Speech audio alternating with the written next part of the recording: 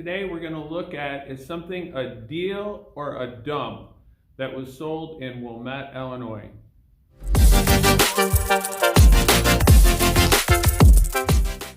We have a new video every week. Just hit subscribe if you'd like to get alerted to a video each week. Work with a lot of our business leaders, professional athletes, very active in the real estate market for the last 30 years. Just text, call, email, whatever whatever you need. We're going to take a look at two homes that were sold in Wilmette and look at why the heck they took so long to sell, and ultimately if they were a good deal or if there's something to stay away from.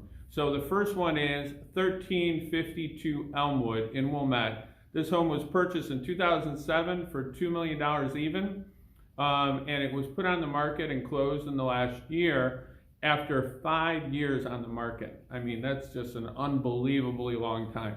And it had 13 price reductions. Typically, a home will have 1 or 2 price reductions over the course of the marketing of it to get it sold if it's having a hard time. But 13 is just off the charts. So this home was built, it was a newer home, and it was fairly close. It was right up against a park, and then on the other side of the park were the metro tracks, which is not optimal, for this home. And the fact that it ended up being sold for $1.43 million after being purchased for $2 million, so there was well over $500,000 in the difference between what it was purchased for and what it was sold for. So it's just an astronomical loss on that house.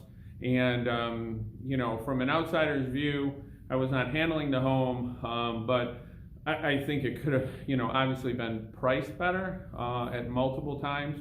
They kind of trailed the market for 5 years, and that's what happens when you trail the market, is the price goes to a really low level. So it's kind of frustrating and sad to watch, but that's kind of what happened here. This particular home is a very nice home, but I think a lot could have been done to it to sell it better and price better. But as a buyer, I would still stay away from it just because it's too close to the track. So, if it was me, I would take a pass still, but it could have been sold for more money and a lot more quickly.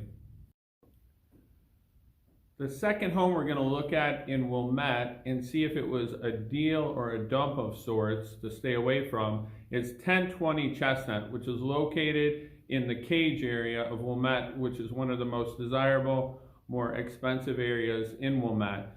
This was on an enormous lot, 100 feet wide by 290 feet deep. It was a very large home that needed to be renovated, and then a large coach house with a garage in the base of it, and just an enormous yard. So this home ended up being on the market for about 1 year and 4 months, and during that process, they reduced the price 11 times. That is just unbelievable. So typically, reducing the price that many times in such a short period of time is just an extremely inefficient way to sell a home, and will result in a sales price lower than really it should be typically. So this home was sold for around $1.4 million, originally asked around in ballpark of $2.7 million. So it sold for significantly less than what it was originally listed for, and the value of lots in Wilmette would equal right around the price that was paid for this. So essentially, in a sense, you're getting a home for free and a coach house thrown in on top of the land. So this home has been renovated since purchase. This was an amazing deal. I mean, really amazing deal for this size property, this size of lot.